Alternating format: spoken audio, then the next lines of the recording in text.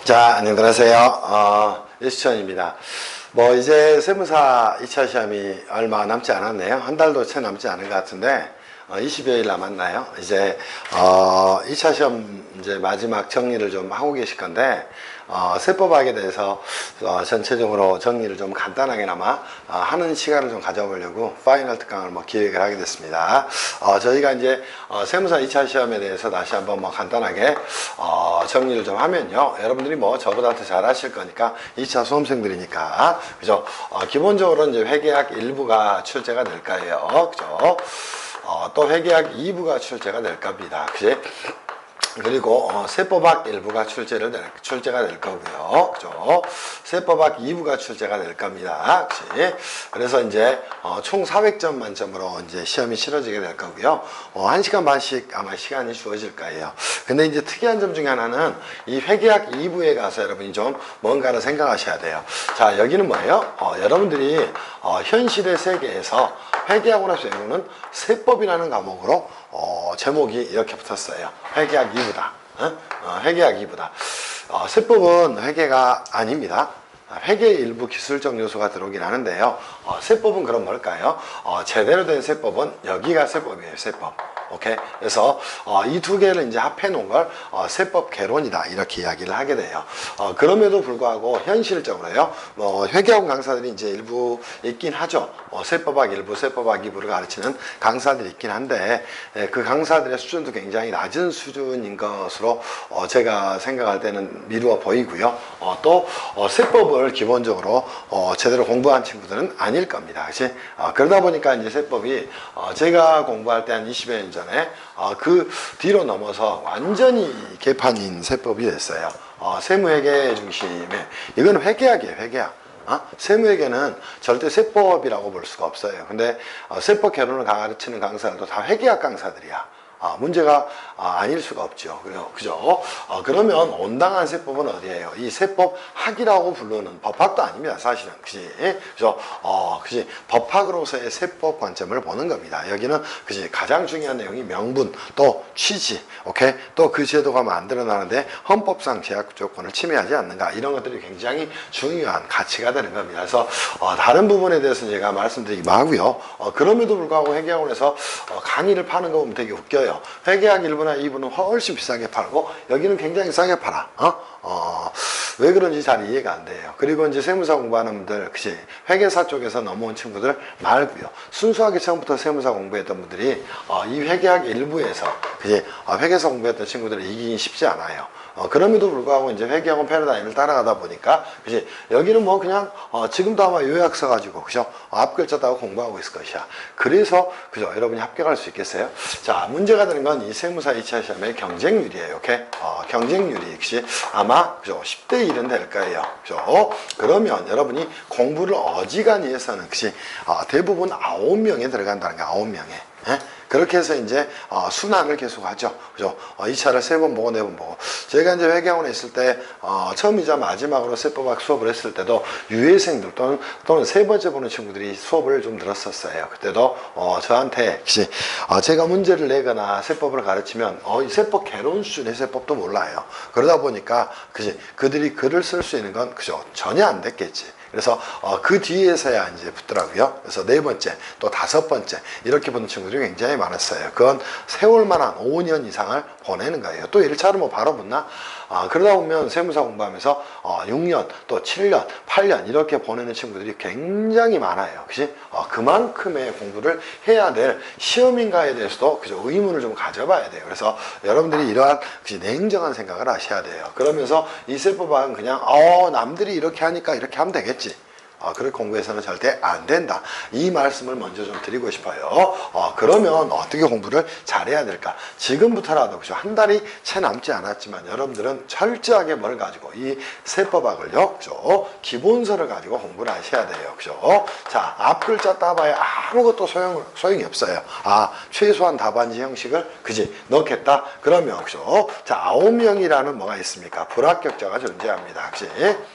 물론 뭐 학원은 그지 학원들은 이 9명이 많이 생겨야 좋겠죠. 왜 좋겠어요? 당연히 뭐 다음 연도에도 또 듣고 하니까 그지 한 명의 합격자가 있습니다. 그러면 이 한 명의 합격자는 불합격자들이 간 길을 그지 똑같이 따라간 사람도 많겠지만 그지 자 이미 이거는 그지 다 경험을 했다는 것이에요. 그러면 내가 한 명이 되기 위해서 또는 20명이 한 명이 되기 위해서 여러분이 노력하셔야 돼요. 그때 세법은 법학으로서의 그지 세법을 말하는 겁니다. 그리고 여러분이 보시듯이 여러분 세무사 시험은 묘하게요. 그죠? 그런 이유에서 3분의 2는 그치? 1차에서도 뭐가 출제돼요? 세법학 개론이야. 세법학 개론. 세법 개론도 아니고 세법학 개론이야. 세무회계 개론도 아니야. 저건 회계학이야. 오케이? 그리고 이 회계적 부분은 3분의 1도 출제가 실제로 안 돼. 그래서 70%대 30%의 비율로 출제가 됩니다. 그치? 그럼에도 불구하고 이미 때늦은 후회를 하고 계신 분들도 많을 거고 아직도 내가 뭘 하고 있는지를 모르면서 공부한 친구들도 많을 거예요. 그래서 이 파이널 특강을 통해서 제가 그지 아이디어와 그지 여러분에게 출제될 만한 그지 주제가 있는 것들을 학자적 관점에서 좀 정리를 간단하게나마 해드릴 요량으로 이 수업을 마련하게 됐어요. 그죠? 전체적으로 이런 부분을 좀 인지를 하시고 공부하세요. 그리고 혹시 올해 합격을 못한 친구들도 정신 똑바로 차려야 돼요. 오케이? 이거 공부하면서 그죠? 제대로 하지도 못해. 세무에게 뭐 1500페이지짜리 책 보면서 언제 공부해? 기출문제나 잘해. 기출문제나. 오케이? 10년치 기출문제 받아가지고 그죠? 여러분 스스로 한 20번 30번 풀어보세요. 그러면 똑같은 주제가 똑같이 나와. 그럼에도 불구하고 그지 1500페이지짜리 책 사서 강사들이 낸 문제 맞을지 틀릴지도 몰라. 오케이? 그런 책들을 보고 있는 게 안타깝게 그지 없어요. 그죠? 그래서 그죠? 여러분들 냉정하게 잘 자신을 보셔야 됩니다. 합격은 그죠요? 남다른 사람이 하는 거예요. 그죠? 묻혀가서 그지 합격 거의 불가능할 거라고 봅니다. 저는. 그치? 여러분은 제가 독서를 좀 날렸는데 공부 똑바로 하라는 거예요. 그죠? 그러면 우리가 세무사 시험에 봅시다. 자, 세무사 2차 시험에 세무사가 그죠? 최종적으로 그죠? 최종 합격을 하기 위해서 그치? 자, 얼마에 해당하는 부분이 50%에 해당하는 부분이 뭐예요? 그죠? 자, 세법학입니다. 그러면 이 세법학에 대해서 좀 잘 정리를 해야 되지 않겠어요? 그죠? 50%의 비중을 차지하는 거고요. 이거를 어떻게 회계사가 가르쳐? 어떻게 세무사가 가르쳐? 그건 아니야.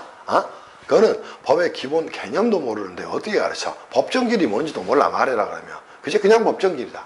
뭐야? 그지? 조세 채권의 전부를 확인할 수 있는 뭐 공시된 날을 말하는 겁니다. 그지? 그러다 보니까 뭐 항상 담보 설정이나 확정일자 이런 것들하고 비교를 하게 되는 거예요. 그런 것들을 여러분이 글로 쓸 수 있어야 세법학이라는 거야. 오케이? 그럼 세법학은 전체적으로 마지막 정리니까요. 여기에 중심을 두고 공부를 하셔야 돼. 혹시 떨어진 친구들도 세법학 정신 차리고 똑바로 들으세요. 순환과정 듣는다고 세법 개론도 안 돼 있으면서 세법의 기본적인 용어도 모르면서 그지? 순환과정 들어봐야 뭐 하겠어? 그지? 그리고 누가 채점하는지 모르지만 그 채점이 정상적일까? 그건 아니라고 봐. 그지? 그래서 여러분들이 정신 차리고 좀 공부를 하셨으면 좋겠어요. 그죠? 그럼 세법학은, 그지? 크게 세법학 1부하고, 그죠? 자, 1부하고, 그죠? 2부로 나눠지게 됩니다. 그지? 당연히 제가 기본 강의 때도 말씀을 드렸듯이, 그지? 모든 공부는, 그지? 세법학 1부에서 당락이 결정되는 게 아니에요. 세법학 2부에서 당락이 결정되는 거야. 지금부터라도, 그죠? 혹시 동차생이나 또는 그죠? 유예받는 학생들은 세법학 2부에 정신 차리고 공부하셔야 돼요. 그리고 앞글자 따른 공부하지 마시고 용어부터 똑바로 정리해. 그지? 그래야 공부가 되는 거야. 그럼 세법학 2부에 초점을 두고 꼭 마지막 정리를 좀 하셨으면 좋겠다. 이런 생각이 들어요. 그리고 세법학 1부에 대해서도 뭐 정리는 좀 해야 되겠죠. 그럼 세법학 1부 다시 한번 전체적으로 정리합시다. 자, 국세기본법이 출제가 되고요. 또 어디가? 자, 소득세법이 여러분 시험에서는 먼저 나옵니다. 오케이? 그리고 나서 법인세법이 그 다음에 나옵니다. 그리고는 뭐가 나요? 상속세 및 증여세법이 출제가 됩니다. 그치?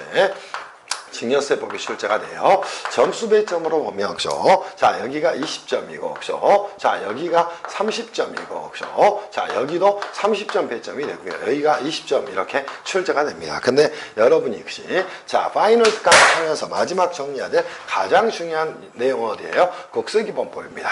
왜 국세기본법을 정리를 잘 하셔야 되냐면, 특히나 국세기본법 총칙에서 잘 하셔야 돼요. 오케이? 자, 국세기본법과 세법의 관계, 즉, 개별세법의 관계에서 실질과 과세 원칙에 대한 예외로 명의신탁재산에 대한 증여의제가 나와요. 그러면 곧바로 어디에? 자, 상속증여세법으로 바로 연결되는 것이야. 오케이? 자, 또 하나 뭐 있나? 그지? 연대납세무의 예외로 뭐가 있어? 그지? 자, 소득세법의 공동사업에 대한 그지 특례 규정이 존재해. 그럼 소득세법으로 연결되는 거예요. 경정청구에 대한 특례로 뭐 있어? 오케이. 사실과 다른 회계 처리에 따른 경정에 의한 세액공제제도가 존재합니다. 그 말인즉슨 무슨 말이야? 이 국세기본법의 내용을 보면서 많은 내용들을 여러분이 안고 갈 수 있다는가. 그래서 여기 있는 주제들을 잘 정리를 하고 가시기를 바랍니다. 무슨 말씀인지 아시겠지? 그리고 세법학 2부에 가면 이렇게 나올 거예요. 자, 부가가치세법이 나옵니다. 그치? 또, 그죠? 자, 뭐가 나옵니까? 개별소비세법이 나와요. 그죠? 개별소비세법이 나옵니다. 그리고 나서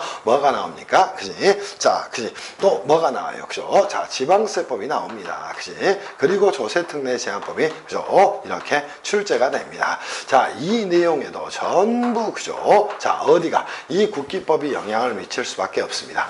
어느 경우에? 자, 부가세법에도 뭐가 나오나? 부당계산 부인 규정이 나와. 특수관계인에게 뭐랍니까? 자, 재화를 저가 또는, 그지? 무상으로 공급하거나, 또 특수관계인에게 뭐, 용역을 저가 또는 무상으로 공급하는 경우에 부당계산 부인 문제가 여기에 연결되는가? 걔는 뭐, 실질과세 원칙에서 제3자 거래를 통한 뭐, 조세 회피 행위를 방지하기 위한 경우, 오케이? 또 우회 거래를 통한 제3자의 조세 회피 행위를 방지하기 위한 경우, 그죠? 그런 것들을 끄집고 나온다는 것이야. 또 하나, 그죠? 이 부가세법의 규정 중에 굉장히 많은 내용이 또 국기법에 나와요. 어디서 나와? 자, 부가세에서는 국세 환급금 쪽에서 환급 결정일이 다음 날부터 30일 이내에 환급하는 게 원칙이다. 근데 여기 뭐 나와? 그지? 자, 조기 환급 제도가 나오는 거야. 그런 부분도 이 모든, 그죠? 틀을 어디에서 갖고 있다는가? 이 국세기본법에서 갖고 있다는 것이야. 그래서 앞글자다고, 그죠? 애우지 말고 이런 거나 연결하면서 공부를 하라는 거예요. 무슨 말씀인지 이해할 수 있겠어? 또 국세기본법 전에 뭐가 있다면, 오케이? 그지? 항상 조세의 기본적 개념으로 조세의 총론이 있다면 과세 요건에 대한 내용을 가지고 전부 시험에 나오는 게 뭐야? 개별 소비세법의 내용이야. 지방세법에서도 용어만 정리를 잘하면 충분히 국세에서, 그죠? 잘 끓여왔던 기본적 개념을 가지고 나오는 거야. 오케이? 그리고 자, 국세 및 지방세에 대해서 조세 뭐를 정하고 특례를 정하고 또 제한에 관한 규정을 정해서 조세 정책적 목적을 달성하게 되게야 조세 특례 제한법이 되는 거예요. 그럼 부가세법에서 몇 점이 나오나? 35점이 나와. 그런데 세법학2는 쉽다 그래. 뭐가 쉬워? 글자 하나도 못 쓰면서 앞 글자는 따고잡아야 쓰면서.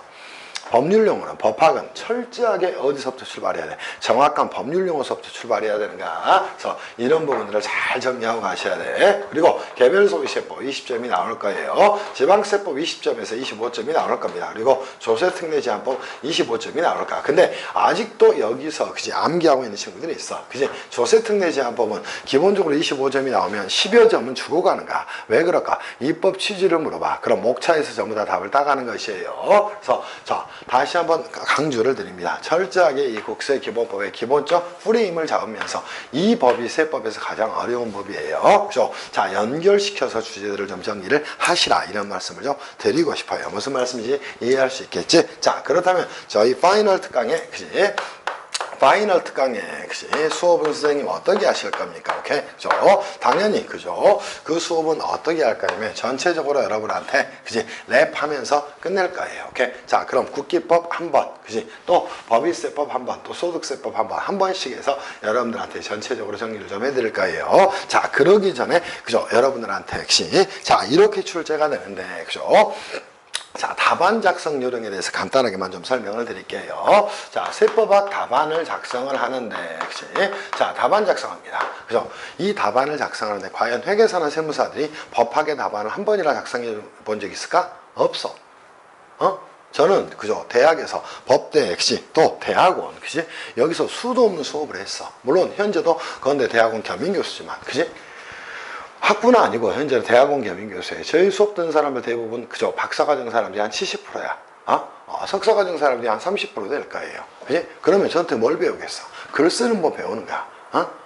근데 이 답안 작성을 과연 할 만한 여러분들이 그치 몸담고 있는 또는 신처럼 신봉하는 회계원 강사들이 이 법학의 답안 작성을 할 수 있을 것이냐, 여기에 대한 문제야. 오케이? 그러면 세법학의 답안은 어떻게 작성해야 될 것인가, 여기에 대한 부분을 여러분들이 정리를 하고 가셔야 돼. 여러분 문제는 너무나 간단해. 그럼 이 세법학의 그치 문제 유형을 보면은, 그죠? 문제 유형을 보면 전부 답안 작성할 것이 다 드러나 버려. 근데 문제 유형은 딱 두 가지밖에 없어. 오케이? 하나는 뭐 있을까? 그치? 자, 복합형 문제가 하나 출제되는 거야. 그럼 복합형 문제는 뭐야? 그지? 자, 1번, 2번을 물음이에요, 물음. 오케이? 물음 1번, 2번. 이런 것들은 뭘 물어보는 거야? 그냥 이론을 물어보는 거야. 그럼 이론을 물어봐. 그럼 이론을 정확히 써야 돼. 근데 희한하게 세무사 시험의 경우는 이 이론이 어디에? 그지? 세 번째 사례 문제 그대로 뭐가 돼? 답안이 돼, 답안이.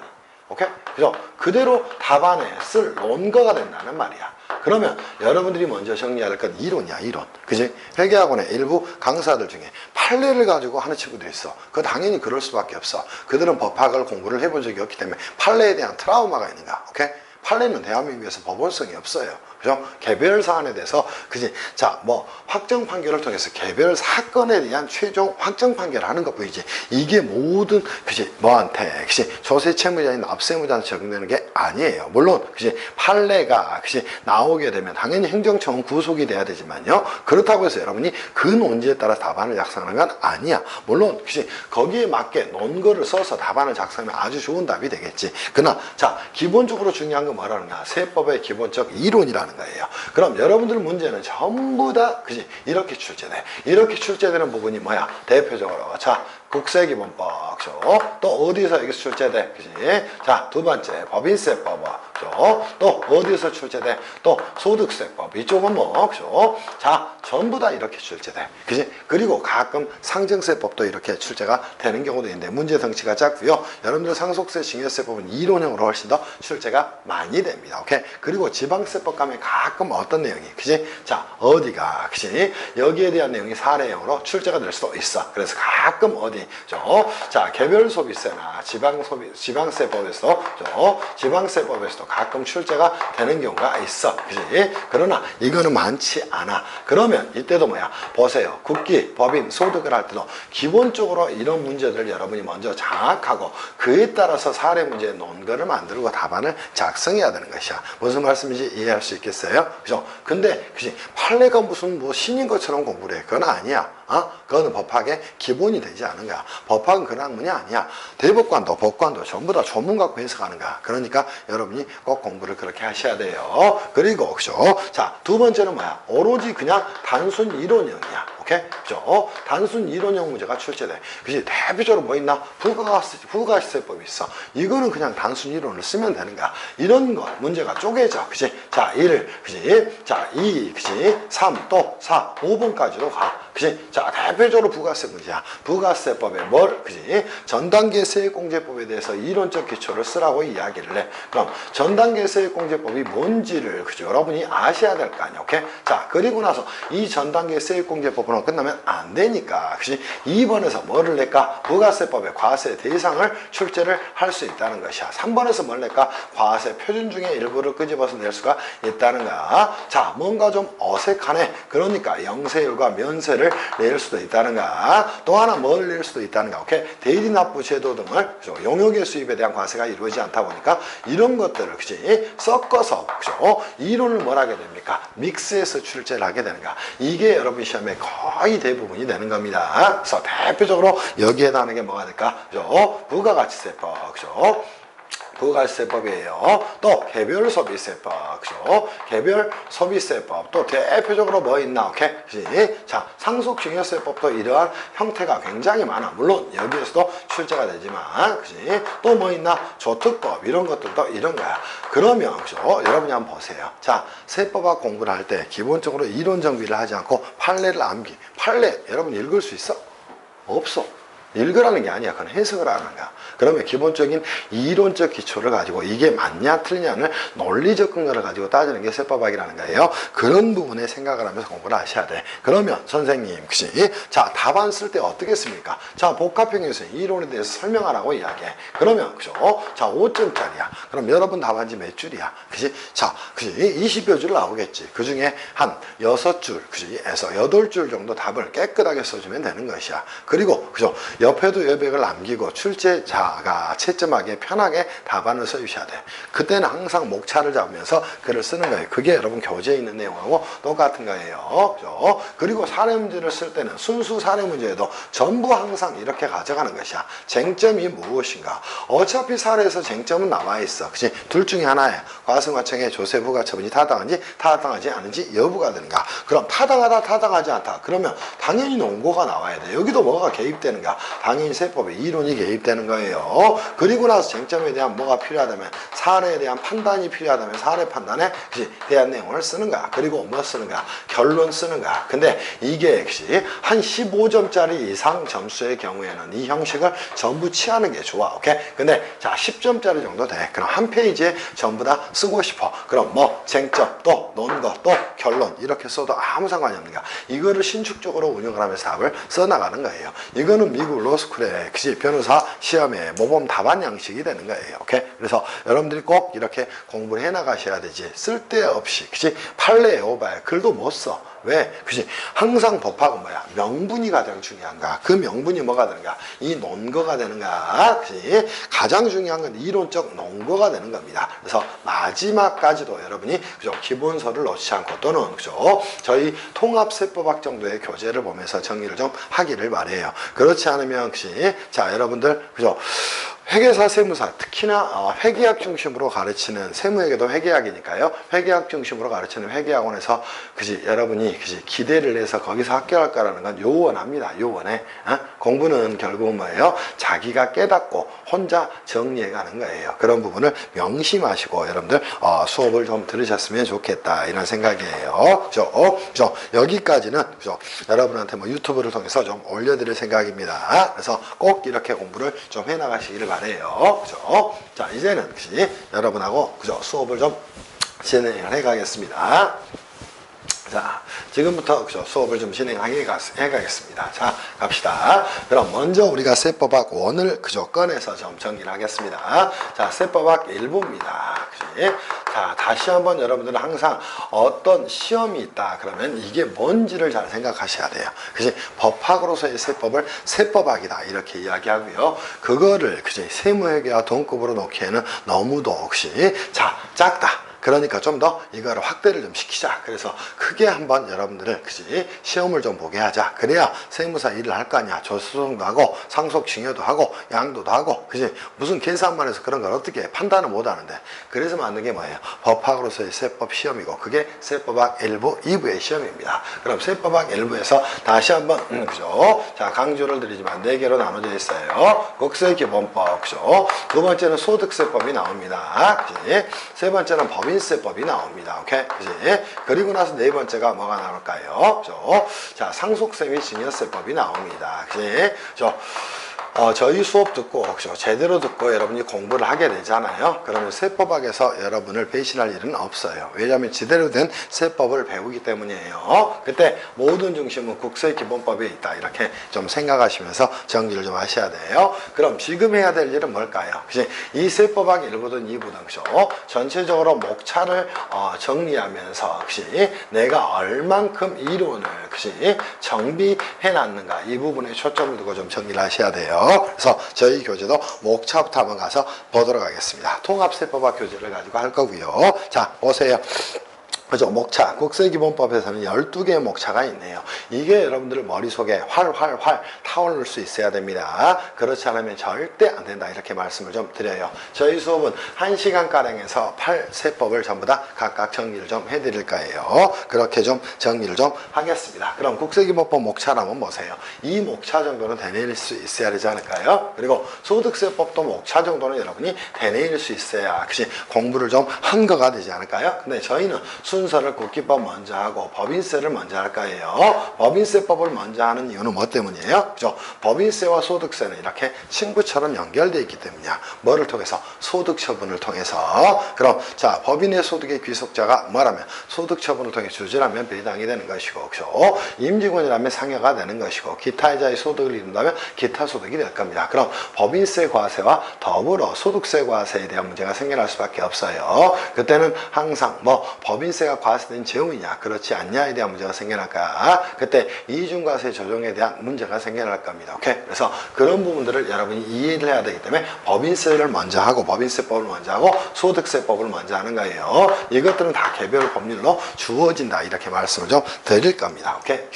그리고 나서 마지막으로 상속증여세법을 할 거예요. 가장 먼저 여러분이 아셔야 될 건 목차를 좀 정비를 좀 해 놓으시기를 바랍니다. 그리고 이 목차 안에 어떤 주제가 있고 쟁점사항이 뭐가 있는지를 먼저 정리를 꼭 하고 가셔야 될 거예요. 그래서 그 부분을 여러분이 먼저 정리하셔야 돼. 그럼 자, 우리 수업하지 말고 그죠? 두 번째 타임부터 국기법 합시다. 자, 갑시다. 국세기본법 목차 한번 꺼냅시다. 뭐 총칙. 총칙에서 뭐뭐 있나? 다시 세 목차를 나눠야 돼. 그치? 첫 번째 뭐 국세기본법의 목차. 오케이? 또 두 번째 용어의 정의. 그치? 세 번째 뭐 있나? 그치? 자, 국세기본법과 세법의 관계. 오케이? 거기가 핵심 요소예요. 오케이? 그리고 기간과 기한. 또 네 번째 서류의 송달. 이런 것들이 기본적 주제가 된다는 거야. 그때 쟁점사항이 뭐가 있는가? 판례 뭐 당연한 거잖아. 오케이? 자, 뭐 서류의 송달 한번 가볼까? 가지 뭐. 그치? 자, 서류의 송달은 누구? 그것부터 정의할 수 있어야 돼. 서류 송달 멋지게 정의합시다. 과세관청이 세법에 관계되는 서류를 납세자에게 뭐 전달하는 걸 서류 송달이라고 이야기를 한다. 그럼 서류 송달이 유효하기 위해서는 어떤 요건들이 갖춰져야 됩니까? 오케이? 자, 송달 받을 자에게 적법한 송달 방법을 갖춰서 서류 송달이 돼야 되는 거야. 그럼 송달 받을 자에게 적법한 송달 방법을 갖춰야 되니까 두 개를 가지고 따지는 것이야. 무슨 말씀인지 아시겠어? 그럼 자, 적법한 송달 받을 자는 누가 될까? 그치? 당연히 납세자가 될까? 근데 혹시 납세자가 권한을 위임해놨어. 그래서 뭐가 생겨나는가? 오케이? 아파트 관리인도 생겨나는 것이고, 그죠? 직원도 생겨나는 것이야. 오케이? 통상적으로 뭐 했다면, 그죠? 그자들에게 송달 받을 권한을, 그치? 자, 세법에 관계된 서류뿐만 아니라 일반 뭐라든가, 그치? 자, 정기요금에 대한 통지서라든가, 또 법원으로부터 온 서류라든가, 이런 걸 뭐 송달 받도록 하겠고, 그죠? 늘상 그렇게 했다는가? 그때는 뭐 송달 받을 권한을 위임받은 자의 아파트 경비원도 포함된다. 이렇게 정의하는 거 아니야? 이게 공부야. 또 하나 송달 방법으로 뭐뭐 있나? 아, 교부 송달이 있다. 두 번째 우편 송달이 있다. 세 번째 뭐가 있다? 전자 송달이 있다. 네 번째 뭐 있다? 공시 송달이 있다. 이렇게 정리하면 되지 않아? 교부 송달은 뭐 직접 꺼내서 하는 방법이다. 송달으로 발생 도달주의다. 이렇게 정리하고 가는 거야. 오케이? 자, 우편 송달 뭐다? 그지? 자, 우편에서 송달한 것이다. 근데 그때 반드시 등기 우편으로 해야 되는 거 뭐 있다? 오케이? 납세권이 독촉 또 세법의 명령에 관계되는 서류를 반드시 등기 우편으로 해야 된다. 이렇게 여러분이 정리해야 되잖아. 그리고 당연히 우편 송달의 경우도 송달이니까 도달주의가 효력 발생시키다. 이렇게 정리하면 되잖아. 전자 송달 뭐야? 그지? 국세 정보가 통신망을 통해서 하는 방법이나 또 이메일 주소를 하는 방법을 뭐라고 한다? 전자 송달이다. 이렇게 이야기를 하게 되는 거야. 또 공시송달 널리 알려서 하는 방법을 말한다. 이렇게 정리하면 됐잖아.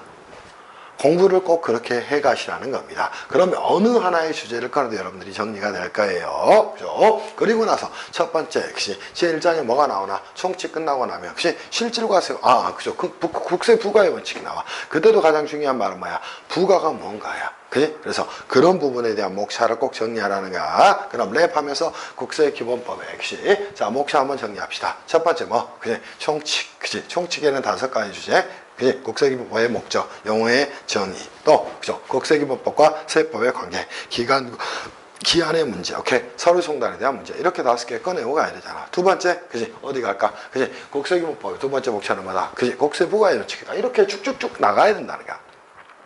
법인세법과도 마찬가지야. 법인세법 1장은 뭐야? 총칙이야. 그럼 뭐야? 용어의 정의, 목적, 용어의 정의.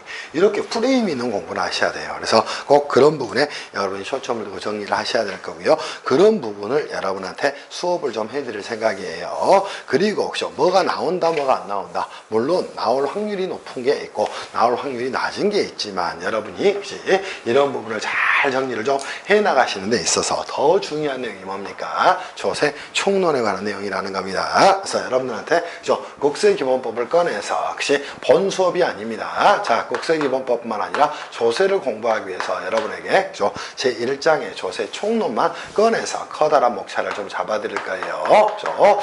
자, 저희 목표는 뭐예요? 이 통합세법학 교재를, 그치? 8번 또는 9번 수업을 통해서 전부 다 끝내는 거예요. 그렇게만 할 거예요. 1장에서 조세 총론에 대한 내용은 반드시 여러분 정리를 하고 가셔야 됩니다. 그럼 조세 총론에 정리할 거 뭐가 있다? 조세가 무엇인가를 정확히 여러분이 정리할 수 있어야 됩니다. 이거는, 그치? 자, 어디를 지방세를 하면서도 꼭 필요한 거예요. 조세 정리합시다. 국가 또는 지방자치단체가, 그치?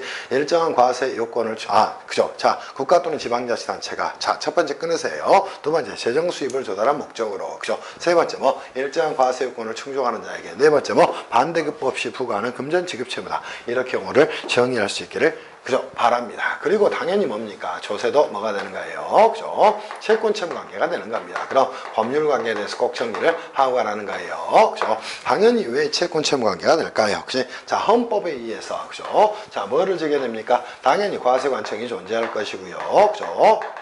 관청이 존재할 것이고, 그죠? 납세자가 존재를 할 수밖에 없어요. 이때 납세자의 용어를 출제를 할 수도 있어요. 여러분이 세법을 워낙 모르니까. 납세자는 뭐다? 그치? 납세 의무자 플러스, 그치? 뭐다? 징수무자를 포함하는 개념이다. 납세 의무자는 뭐뭐 들어간다? 국세를 납부한 의무가 있는 자로서, 그치? 자, 본래 납세 의무자, 2차 납세 의무자, 그죠? 연대 납세 의무자, 납세 보증이 포함되는 개념이다. 이렇게 정리하고 가셔야 돼. 자, 뭐 하는 겁니까? 이 둘 사이에, 그치? 자, 채권 채무 관계가 된다는 겁니다. 오케이? 그때 과세관청은 항상 채권을 가지는 것이고요. 여기는 채무를 가지게 됩니다. 이 과세관청을 크게는 뭐라고 이야기하나요? 국가라고도 이야기하고 협의적으로는 뭐라고 이야기합니까? 관할 세무서장이다 또는 그죠? 지방국세청장이다 또는 국세청장이다. 이런 경우를 쓰게 되는 겁니다. 자, 그지? 그럼 국가와 누구 간에 납세자인 그지? 국민 간에 역시 자, 뭐가 만들어지는가? 채권 채무 관계가 만들어지는 걸 뭐라고 한다? 조세 법률 관계다. 이렇게 이야기를 하게 되는 거예요. 그럼 이를 통해서 채권 채무 관계가 만들어질 것이고 국가는 항상 어떤 자의 지위에 쓰게 되는가? 이렇게 채권자의 지위에 쓰게 되는 겁니다. 그리고 납세자는 채무자의 지위에 쓰게 되는 거예요. 근데 일반적 채권 채무 관계가 어떤 점이 다르다는가? 이 국가라는 자는 그치? 자, 또는 지방자치단체라는 자는 어떤 권한을 갖고 있다는가? 세무조사에 대한 그치? 자, 국세기본법에 국기에 그죠? 세무조사권을 갖고 있고 또 국세징수법에 의해서 그치? 자, 뭐 할 수 있다는가? 그치? 독촉장이야 납부기한까지 납부를 하지 않으면 그치? 자, 과세관청은 뭘 행사할 수 있는? 그죠? 자력집행권을 행사할 수 있는 권능을 갖고 있기 때문에 즉 법원의 압류명령 없이 그치? 스스로 집행할 수 있는 즉 압류할 수 있는 권능을 갖고 있기 때문에 그치? 일반적 사법상 채권 채무 관계가 다르다. 이렇게 글을 써가라는 겁니다. 그럼 조세 법률 관계는 뭐 사법상 채권 채무 관계가 다를 바가 없지만 국세기본법에 의한 그치? 자, 뭐 세무조사권 또 국세징수법에 의한 질문조사권을 가지고 그죠? 자력집행권을 가지고 있기 때문에 그치? 자, 뭐 한다? 일반적 채권 채무 관계는 속성이 좀 다르다. 이렇게 정리를 하고 가셔야 돼요. 그리고 세 번째 여러분이 또 하나 아셔야 될 내용이 개별세법을 할 때는 무조건 과세요건을 알아야 돼. 그치? 그리고 무조건 이 과세요건이 시험 문제야. 그럼 과세요건은 뭐가 있다? 다시 한번 네 가지가 있다. 이렇게 정리하시고요. 과세 대상, 두 번째 납세 의무자, 그치? 그죠? 과세 표준, 그죠? 세율 네 가지가 있다. 그렇게 여러분이 공부를 해 가셔야 된다는 거. 오케이. 그리고 과세 대상이 뭐가 있니?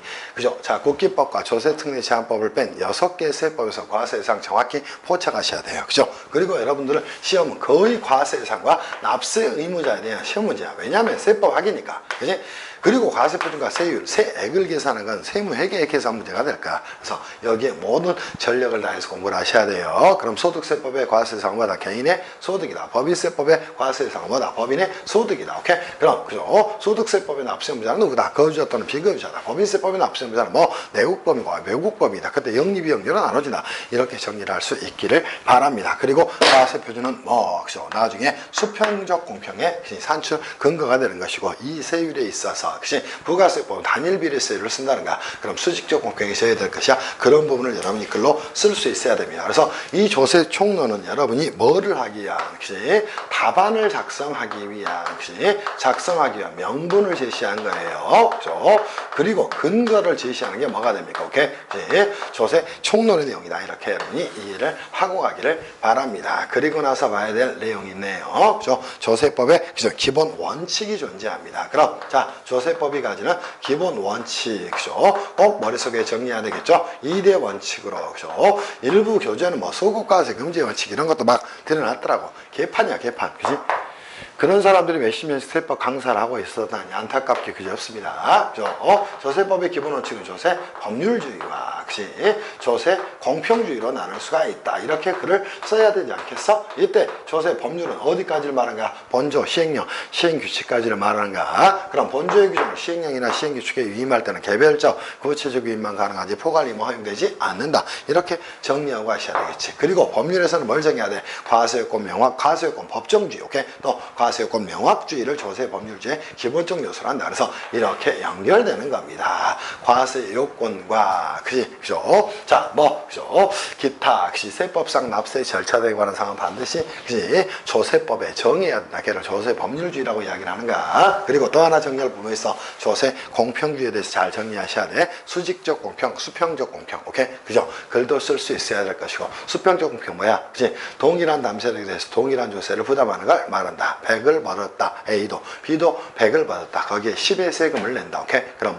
수평적 공평이 지켜지는가? 근데 그죠? 어느 자는 1000을 벌었단 거야. 그럼 1000에 대해서 100을 내야 될 것인가? 아니라는 거야. 누진세율 체계 때문에요. 그죠? 진정한 공평은 어디에 있다? 수직적 공평에 있다. 그래서 항상 이러한 글들을 여러분이 쓸 수 있도록 하기를 바랍니다. 그래서 수평적 공평과 수직적 공평에 대한 부분을 정확히 여러분들이 좀 정리를 해 놓으시면 좋겠어요. 이거를 그죠? 일부 강사들 세법이 아직도 그죠? 학문적으로 정립이 안 돼 가지고요. 그죠? 이 공평에 대한 부분을 평등이라고도 쓰는데요.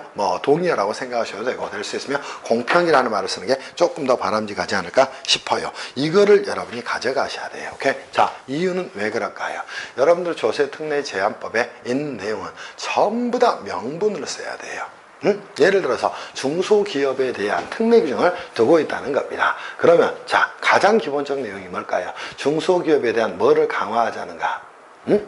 기본적으로 지원을 강화하자는가? 그럼 중소기업에 뭐가 활성화가 될 수 있을까? 투자나 고용이 활성화가 될 수 있을까? 그럼 투자나 고용이 활성화가 되면 뭐가? 당연히 그지? 자, 임금이 많이 지급이 될 거야. 그럼 뭐가? 그지? 당연히 임금을 많이 그죠? 지급받는 사람은 소득이 늘어날까? 소득이 늘어나면 뭐가 될까? 당연히 그지? 소비가 늘어날까? 경제 선순환 구조를 가질 수 있다는 겁니다. 그때 항상 여러분이 쓰셔야 될 조세법의 명분, 그죠? 또 조세법이 추구하는 그죠? 가치 이런 것들을 좀 정리하셔야 돼요. 조세 정책적 목적, 오케이. 또 조세 공평주의, 또 실질과세의 원칙 이런 것들은 항상 글에 써갈 수 있도록 노력을 좀 하시기를 바랍니다. 무슨 말씀인지 이해할 수 있겠지. 그래서 여러분이 정리해야 될 건 그죠? 자, 조세의 분류까지는 필요가 없고요. 그죠? 기본적으로 어디 과세요건과 조세법의 기본 원칙에 대한 부분, 또 이 조세 법률 관계에 대한 부분을 전체적으로 글을 쓸 수 있도록 좀 준비를 해 놓으시기를 바랍니다. 무슨 말씀인지 이해할 수 있겠죠? 자, 여기까지 해서 오리엔테이션을